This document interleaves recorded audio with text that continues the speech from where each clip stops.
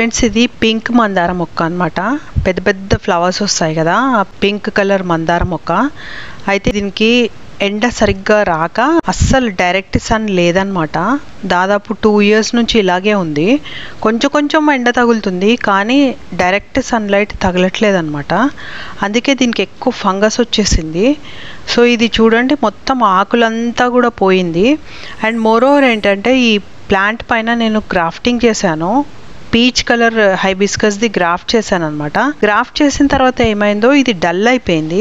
ఆ గ్రాఫ్ట్ చేసిన తర్వాత కొన్ని రోజులు బాగానే వచ్చింది. ఒక చిన్న ఫ్లవర్ కూడా వచ్చింది అనమాట. పింకిష్ పీచిష్ కలర్ ఫ్లవర్ వచ్చింది. Cream colour and pink colour flower వచ్చింది. కానీ ఇది మరి గ్రాఫ్ట్ చేసిన తర్వాత నాకు డల్ అయినట్టు అనిపించింది.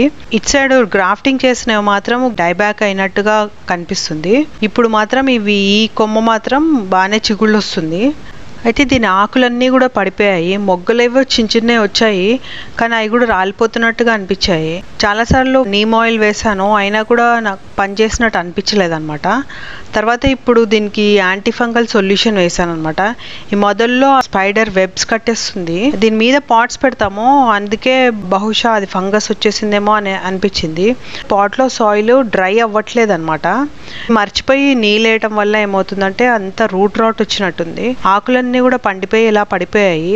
తర్వాత ఇంకా లాస్ట్ స్టేజ్లో ఉంది అని అనిపించింది. అప్పుడు ఈ యాంటీ ఫంగల్ సొల్యూషన్ వేసాను. వేసిన తర్వాత ఇప్పుడు మళ్ళీ చిగుళ్ళు వస్తుంది చూడండి. మొత్తం చిన్న చిన్న చిగుళ్ళు వచ్చింది.